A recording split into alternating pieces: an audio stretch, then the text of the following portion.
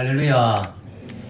예, 우리가 지난번에 수련회를 했죠. 여기서. 좋았습니까? 네. 은혜를 많이 받았습니다. 다윗의 영성에 대해서 같이 공부했고요. 또 우리가 지금까지 시편 말씀을 같이 또 공부했습니다. 이제 그 모든 말씀들을 마무리하면서 오늘 한 번 더 다윗에 관해서 잠깐 다루면서 다윗이 가졌던 그 영성, 바로 현실에 뿌리 박은 영성에 대해서 우리가 같이 한번 생각해 보기를 원합니다. 왜냐하면 영성이라는 것은 멀리 우리와 상관없는 곳에 있는 것이 아니라 우리의 현실에 뿌리 박은 영성이 되어야 그것이 진정한 영성이 되기 때문이죠.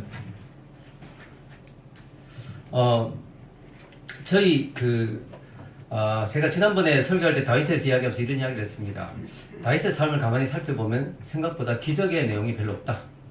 골리앗을 쓰러뜨린 것은 좀 기적 같은 일이었지만 그것을 제외하고는 다윗의 삶에는 뭐 병든 자를 놓고 기도했을 때 병자가 낫는다든가 또 전쟁을 했는데 뭐 우박이 막 떨어져서 갑자기 상대방의 군사들이 막 죽었다든가 혹은 또 죽은 자를 기도해서 살려낸다든가 뭐 이런 식의 다른 선지자들이 갖고 있었던 기적들이 별로 없다는 것이죠.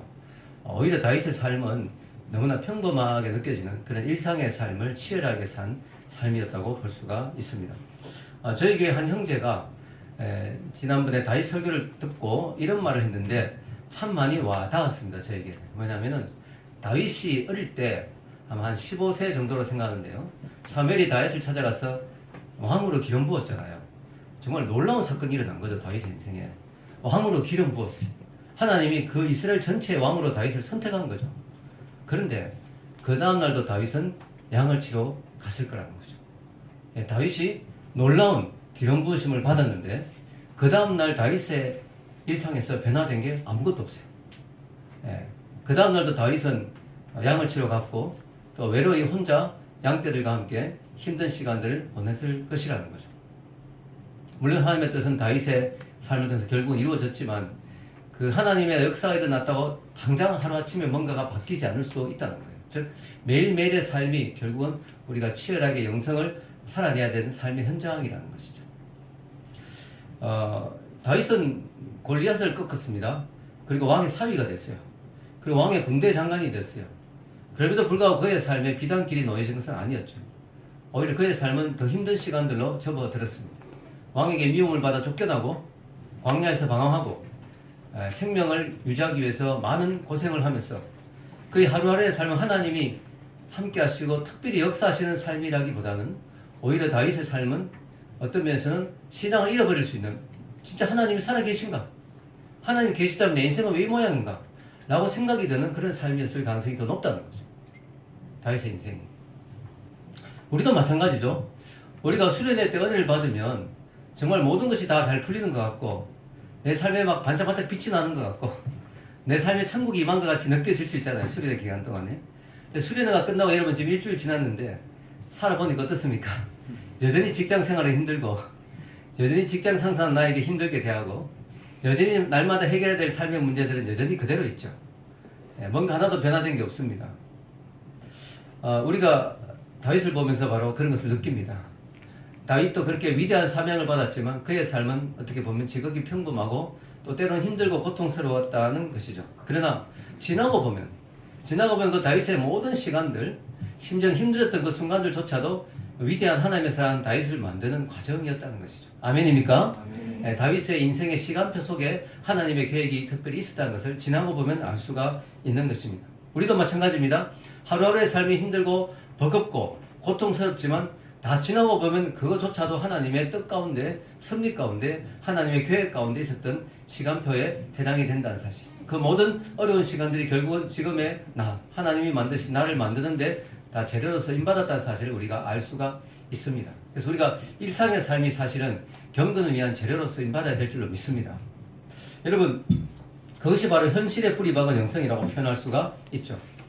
여러분, 그 책 중에 현실에 뿌리 박은 영성이라는 책 제목이 실제로 있어요. 누가 쓴지 혹시 아세요? 예, 독특한 교인들이 많네요, 우리 교회에. 유진 피터슨 목사님. 이분이 메시지 성경을 쓴 분으로 유명하죠.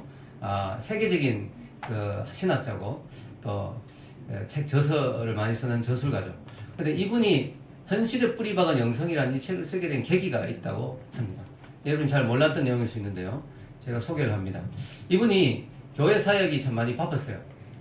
사순절을 맞이해서 교회 사역을 너무 많은 바쁜 일들을 하고 또 신방도 여러 군데가 있었고 또 설교 준비도 많이 해야 됐고 또 이분이 또 학교에서 강의를 합니다. 또 학교 강의 학생들도 기말고사 성적을 다 채점해야 되고 그런 여러 가지 밀려든 일들 때문에 너무나 바쁘고 정신없이 살다가 이 내 영성이 다 고갈되겠다 이런 생각이 들면서 그가 휴가를 가게 됩니다.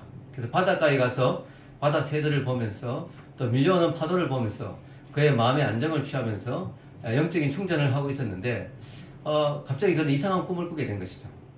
그가 잠을 잤는데 그 꿈이 너무나 생생했다고 합니다. 그래서 마치 야곱이 베델에서 사닥다리가 열린 것처럼 하나님을 만나는 그 꿈을 꿨듯이 그는 이 꿈에서 너무나 현실인지 꿈인지 구별이 안 되는 너무나 생생한 꿈을 꿨는데 그 꿈에 그는 어디에 있었냐면은 어떤 서점에 있었다고 합니다. 그 서점이 그 볼티모어에 있는 한 서점 입구에 그가 서 있었대요, 꿈에. 근데 거기 보니까 베스트셀러 목록인데 1위가 있는데 그 1위 책을 집어들어 보니까 그 책 제목이 리스트, 목록들이라는 제목이었어요. 목록들. 책 제목이 리스트, 목록들이다. 근데 보니까 저자가 놀랍게도 자기 교회 교인이었습니다. 자기 교회 교인인 게리 엘링슨이라는 여자분이었는데 이분은 자기가 35년간 알고 지냈던 교인이에요. 이분은 지극히 평범한 가정주부입니다. 새아이의 엄마고 특별한 것도 없는 아주 평범한 가정주부인 여자입니다. 근데 그분이 쓴 책이 베스트셀러 1위에 올라가 있는 거예요. 그래서 이분이 전화를 합니다. 여자분에게, 성도님에게.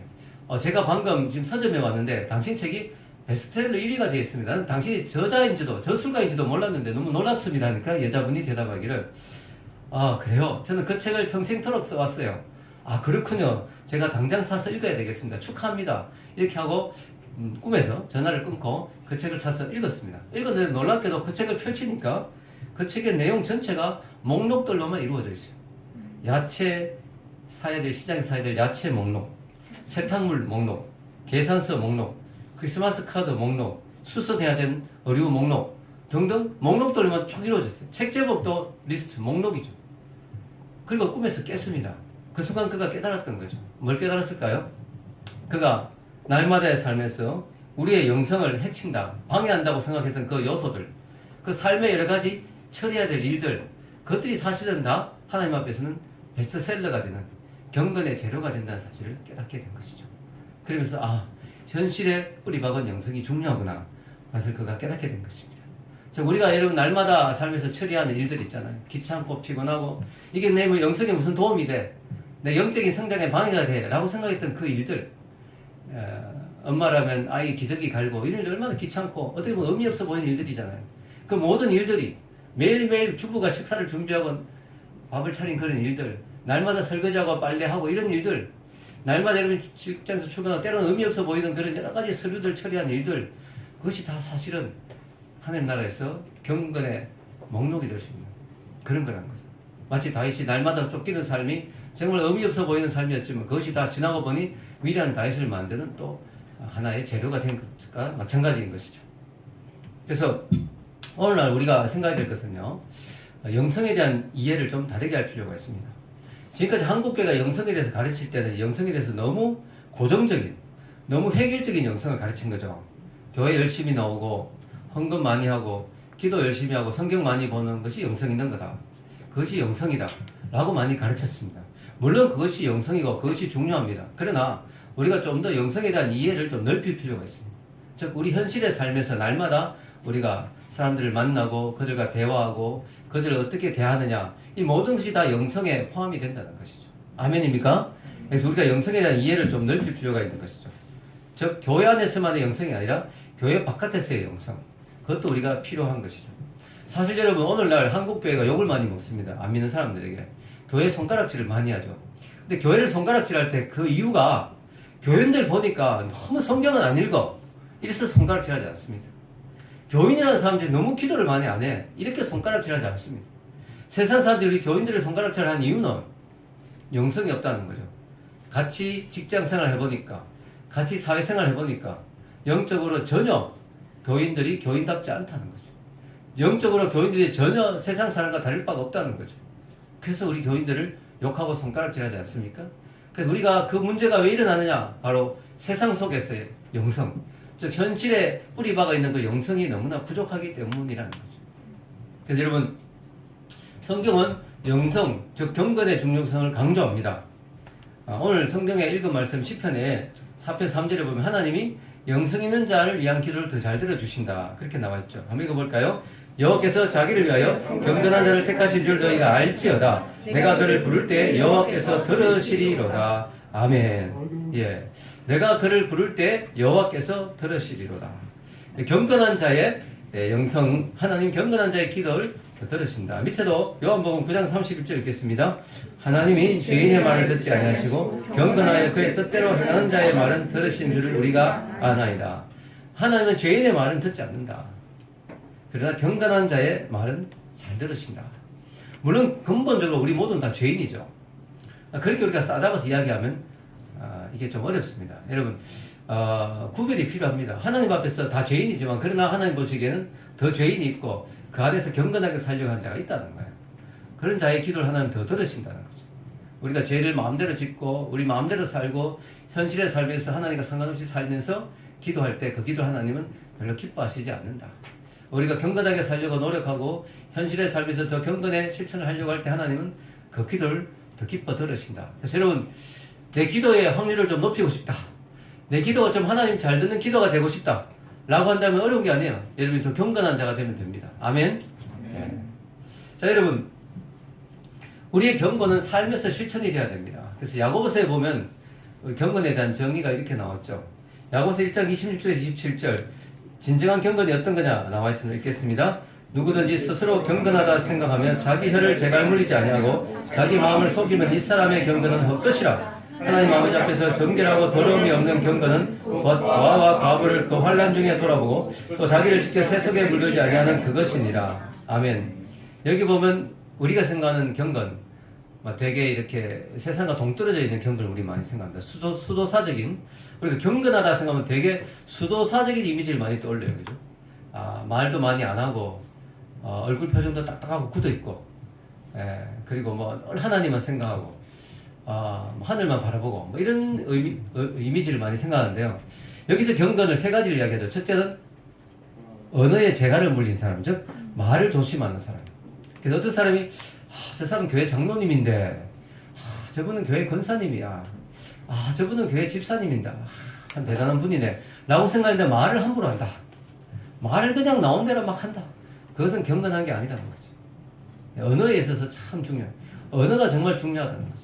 언어 생활이 바로 경건과 너무나 붙어있다. 그래서 여러분 아무리 교회에서 뭐 기도 많이 하고 아무리 뭐 40일 금식해도 말을 막 함부로 한다. 그 사람은 경건한 사람이 아니라는 거죠. 그 사람의 영성은 문제가 있다는 거죠. 그 사람의 영성은 엉터리다. 두 번째는 고아와 과부를 환난 중에 돌봐야 된다. 그때 당시에 고아와 과부는 지금 보험이 있잖아요. 보험이. 뭐 고아나 과부가 돼도 어느 정도 보험이 뭐 해결될 수 있을지 몰라도 또 사회보장제도라는 게 있잖아요.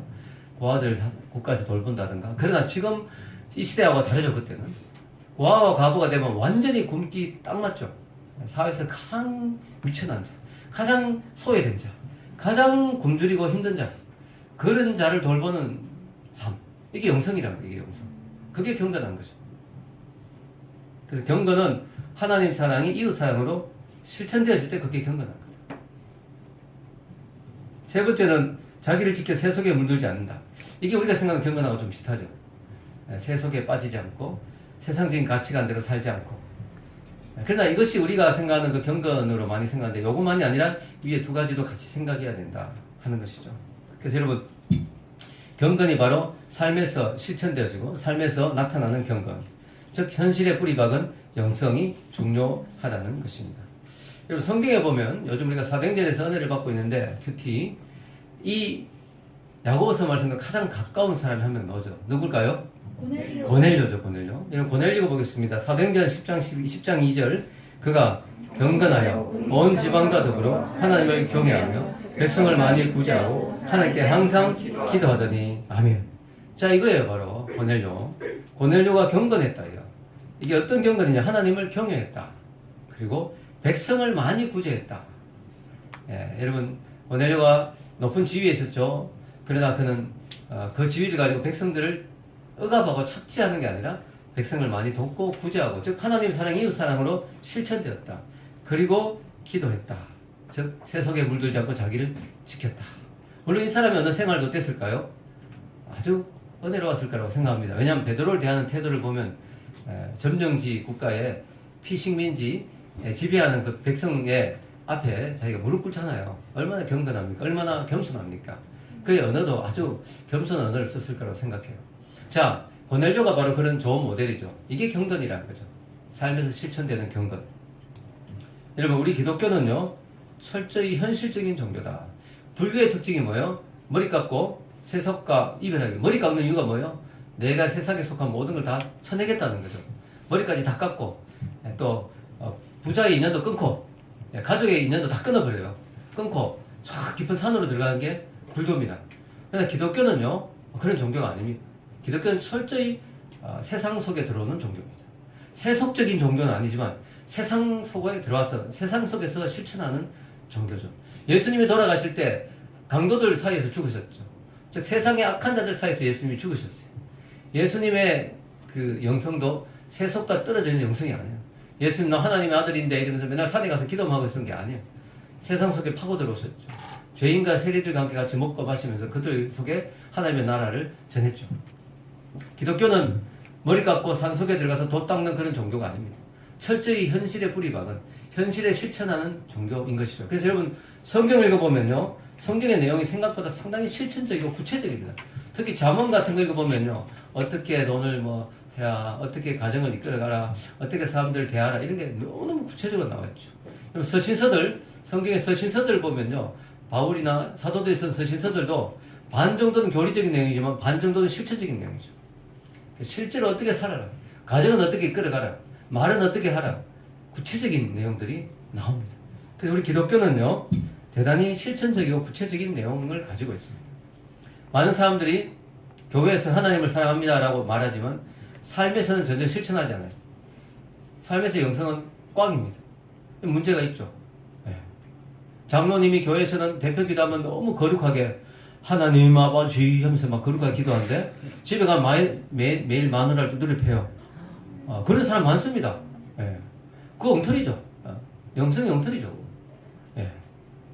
여러분 교회에서는 되게 은혜롭게 헌금도 열심히 하고 열심히 셀 모임도 하고 하는 것 같은데 직장에 가서 막 욕을 함부로 하고 밑에 사람 함부로 막 대하고 엉터리죠. 신앙.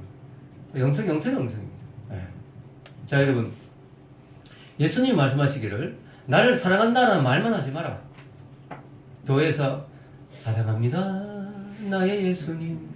우리 찬양하기 쉬워요. 왜냐하면 찬양은 돈 드는 것도 아니고 어려운 게 아니잖아요. 찬양은 쉽게 할 수 있어요. 사랑합니다 예수님 찬양하는데 예수님 그거 안 속겠다는 거예요. 너가 입으로 교회에서 찬양 시간에 사랑합니다 예수님하고 고백한다고 내가 거기에 속지 않겠다. 중요한 것은 진짜 예수님을 사랑하는 건 어떤 거냐 나오죠. 요한복음 14장 21절 읽겠습니다. 나의 계명을 지키는 자라야 나를 사랑하는 자니 나를 사랑하는 자는 내 아버지께 사랑을 받을 것이요 나도 그를 사랑하여 그에게 나를 나타내리라. 아멘. 어떤 자가 나를 사랑하는 자라고 예수님 말씀하세요? 나의 계명을 지키는 자. 예. 여러분 10계명만 해도 10가지 계명이 있잖아요. 하나님 사랑과 이웃 사랑. 지키는 자. 그거 안 지키면 나를 사랑한다고 말하는 건 아무 의미 없다. 물론 그걸 지키면서 예수님 사랑해요 할 때 예수님 그 사랑 너무 기뻐하시죠. 그 고백 너무 기뻐 받으시죠. 교회에서 찬양하는 거 그렇다고 의미 없다 이거 아니죠. 중요한 건 찬양도 해야 되지만 삶이 같이 따라가야 된다. 아멘. 삶이 현실에서 실천돼야 된다. 즉 현실에 뿌리 박은 영성이 돼야 된다. 그래야 그 영성이 진짜 영성이지. 교회에서 사랑합니다라고 찬양하는데 세상에서는 전혀 예수님이 기뻐하지 않는 삶을 산다. 예수님의 계명을 전혀 안 지킨다. 그러면 예수님 사랑하는 거 아니다는 거예요.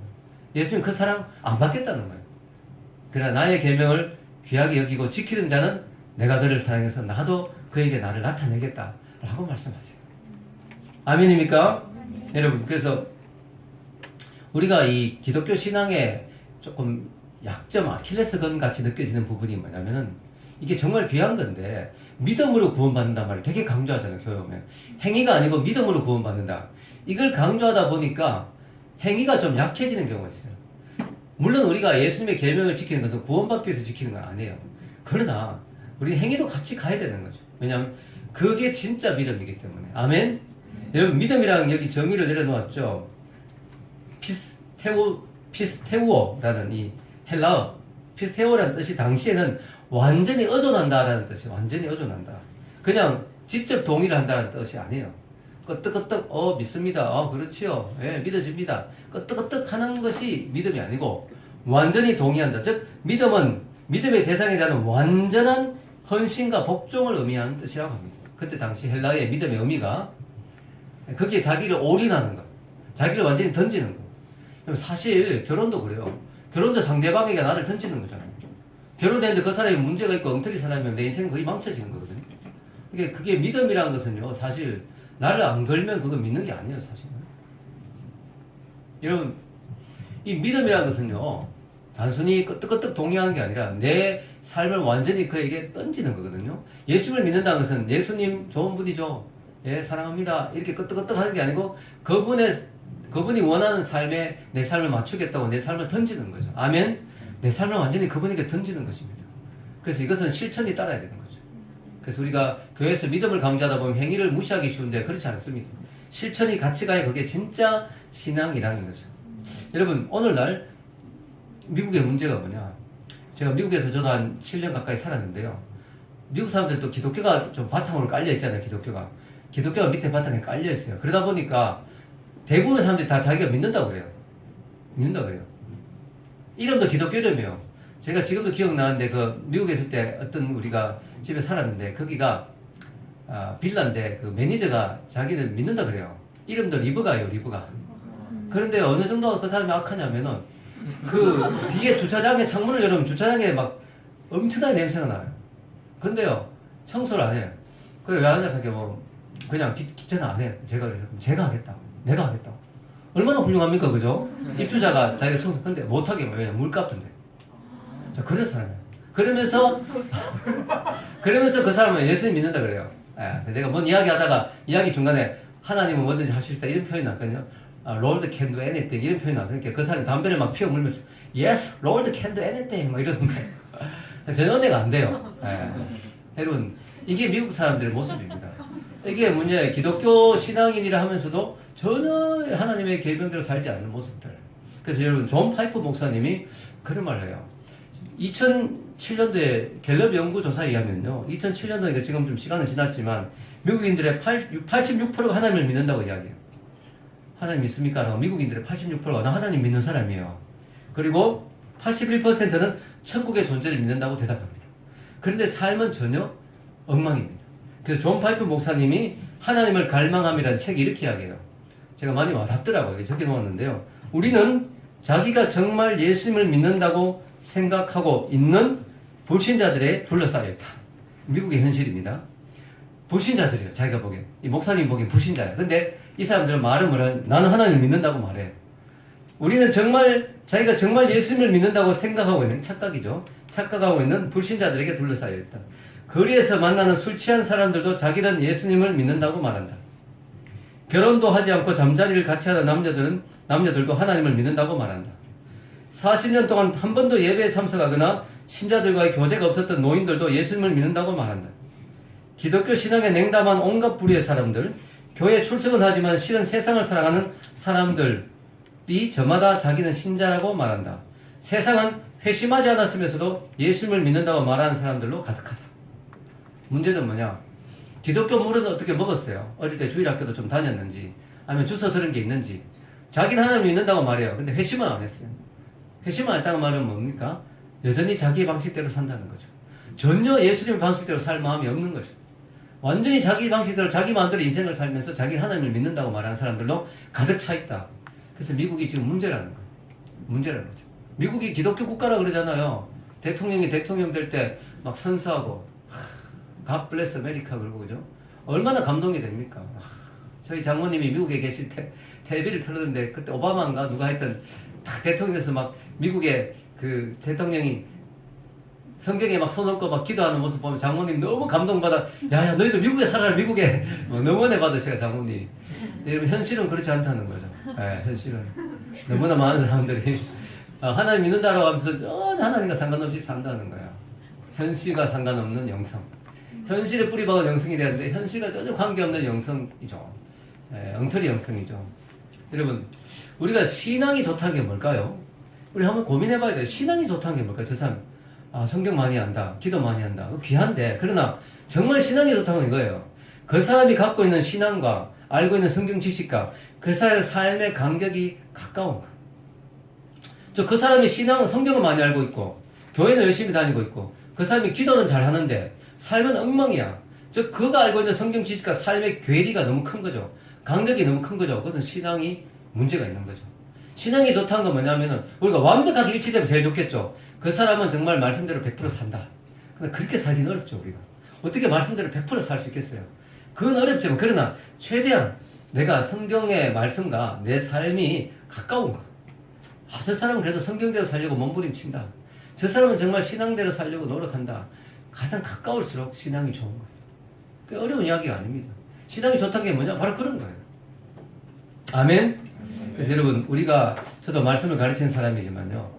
말씀을 가르치는 사람들, 앞에서 지도하는 사람들, 셀리더들, 인도자의 우리가 약점이 뭐냐? 내가 많이 알다 보니까 많이 아는 게 나라고 착각해. 아니거든요. 내가 성경을 많이 안다고 내가 신앙이 좋다고 착각해. 아니거든요. 저도 성경 많이 알아요. 근데 그것이 곧 신앙을 좋다는 것을 보장하지 못해요. 내가 그렇게 사느냐가 더 중요한 거죠. 내가 아는 만큼 사느냐. 그게 아니라면 내 신앙이 성경을 많이 안다는 게 큰 의미가 없어요. 여러분도 마찬가지죠. 평신도들이 하는 실수가 뭐냐. 큐티하면서 은혜 받아요. 큐티 말씀이 좋거든요. 근데 그게 난 줄 알아요. 그게 아니에요. 큐티 말씀이 좋은데 그것을 내 삶에 적용하기 위해서 몸부림쳐야 돼요. 거기서 영성이 나오고 거기서 신앙이 나오거든요. 큐티 말씀이 내 삶하고 얼마나 떨어지는가를 살펴봐야 돼요. 내가 큐티는 이렇게 말하고 있는데 내 삶은 정말 엉망이구나. 그럼 그대로 살려고 노력해야 돼요. 근데 말씀을 내 삶에 맞출 수는 없거든요. 말씀은 바뀌는 게 아니잖아요. 어떤 사람은 말씀을 바꾸려고 그래요. 이 말씀 마음에 안 든다 버려버리고 고치고 적당히 자기에게 맞추고. 아니죠. 여러분, 어떤 사람이 엑셀을 찍었는데 엑셀 결과가 나쁘게 나왔어요. 기분 나쁩니다. 엑셀이 새로 찍어주세요. 엑셀 결과를 좀 고쳐주세요. 이렇게 하면 안 되잖아요. 결과에 따라 자기가 바꿔야지. 내가 결과가 나쁘게 나왔으니까 이 병을 고쳐야 되겠구나. 내가 잘 나오도록, 엑셀 찍으면 잘 나오도록 내가 몸을 좀 새롭게 해야 되겠고. 이렇게 돼야죠. 자, 여러분. 우리가요, 몸부림이 있어요. 몸부림이. 쉽게 말해서. 내가 알고 있는 하나님의 말씀이 내 삶에서 실천될 수 있도록 몸부림이 있어야 돼요. 나는 경건한 말을 하는가? 내가 언어는 정말 부드럽고 은혜롭게 하는가? 내 삶은 정말 하나님의 말씀대로 따라가는가? 자꾸 체크하고 돌아보면서 몸부림을 쳐야 돼요. 자, 여러분, 우리 한국교회가 바뀌기 위해서는 바로 이거죠. 말씀대로 사는, 현실에 뿌리 박은 영성. 왜냐? 믿지 않는 사람들은 설교 안 듣거든요. 믿지 않는 사람들은 성경 안 봅니다. 여러분, 믿지 않는 사람들이 어떻게 목사님 설교 꼬박꼬박 챙겨보겠습니까? 믿지 않는 사람들이 왜 성경 읽겠어요? 믿지 않는 사람들이 제가 쓴 책 읽겠습니까? 안 읽습니다. 믿지 않는 사람이 보는 유일한 성경은 여러분입니다. 믿지 않는 사람들이 보는 유일한 예수님은 여러분입니다. 믿지 않는 사람들이 듣는 유일한 설교는 여러분의 삶이에요. 아멘? 그게 바로, 그래서 여러분의 삶이 엉망이라면 한국교회는 소망이 없는 거죠. 한국교회가 소망이 없다면 한국 사회는 소망이 없는 거죠. 왜냐하면 모든 사회는 그 종교의 수준만큼 가기 때문에. 한국 사회가 엉망이다 했던 한국교회가 엉망이라는 뜻이죠. 한국교회가 엉망이면 한국 사회는 소망이 없죠. 대한민국은 소망이 없어요. 여러분, 우리가 세상 사람들이 우리 한국교회를 보면서 정말 교회가 다르구나. 세상 사람들이 볼 때 믿는 사람이 다르구나라고 할 때 소망이 있는 거죠. 그런 말이 나오기 위해서는 우리가 말씀대로 살기 위해서 몸부림쳐야 되는 거죠. 믿지 않는 사람들은 여러분을 보는 거죠. 여러분, 성경의 번역이 여러 가지가 있죠. NIV가 있고 킹 제임스 버전이 있고 개역해진 거 개역 한글 있죠. 가장 좋은 성경 번역은 여러분의 삶이죠. 여러분의 삶으로 성경을 번역해내야 되는 거죠. 여러분의 버전을 보여주는 거죠. 세상 사람들이 보는 성경은 NIV도 아니고 RSV도 아니고 여러분의 성경 번역밖에 안 보는 거죠. 여러분의 몸으로, 여러분의 삶으로 번역한 성경밖에 안 보는 거죠. 세상 사람들. 아멘입니까? 네. 그래서 여러분, 결론을 내리겠습니다. 여러분 자신이 한번 살펴봐야 됩니다. 내 삶에서 정말 말씀대로 사는 모습이 있는가? 그리스도의 향기가 드러나는가? 여러분, 우리가 결혼했는데요. 결혼했는 사람도 있고 또 결혼할 사람도 있는데요. 우리가 질문해 봐야 됩니다. 결혼해서 상대적 배우자가 내 삶을 볼 때 예수님과 더 가까워질 것인가 더 멀어질 것인가? 내가 누구를 만나서 데이트를 하고 지금 사귀게 되는데 그 사람이 나하고 데이트하면서 예수님과 더 가까워지는가 멀어지는가 생각해 봐야 됩니다. 내가 직장 생활하는데 직장 동료들이 나하고 직장 생활하면서 예수님과 더 가까워지는가 멀어지는가, 내가 학교 생활하면서 내 주위의 사람이 나 때문에 예수님과 멀어지는가 가까워지는가. 너를 보니까 예수님 믿고 싶어, 이런 말이 뭐냐면 너를 보니까 하나님 믿을 마음이 안 생겨. 어느 거냐 이거죠. 네. 더 하나님과 가까워지느냐 멀어지느냐, 그것이 바로 중요한 것이죠. 우리 다윗의 삶을 보면요, 다윗의 삶은요 철저히 세상 속에서 몸부림치면서 나온 시들입니다. 여러분, 다윗의 시들은 우아한 성전에서 지은 시가 아니에요. 다윗의 시는 뭐냐면은 광야에서 사울에게 쫓기면서 고통받으면서 철저히 말씀대로 그래도 살려고 몸부림치면서 나온 것이 시입니다. 다윗의 시편들이에요. 바로 그것입니다. 여러분, 여러분의 그 신앙의 열매들이 어디서 나오냐? 교회는 일주일에 딱 2-3시간밖에 안 오잖아요. 여러분의 신앙의 열매들이 어디서 나오냐? 교회에서 다 나온 게 아니에요. 세상 속에서 나오는 열매들이 진짜 정말 위대한 열매들이죠. 여러분, 우리의 영성은 단 한 번의 수련회 때 화끈하게 은혜 받는 걸로 영성이 끝나는 게 아니죠. 그 받은 은혜들을 삶에서 날마다 실천하는 데서 우리의 영성이 나오는 것이죠. 오늘 말씀을 듣는 여러분들 모두가 삶에서 이렇게 영성을 실천해서 현실에 뿌리박은 영성이 되어 하나님 앞에 많은 신앙의 열매들을 올려드린 여러분들 되시길 주의 이름으로 축원합니다. 기도하겠습니다.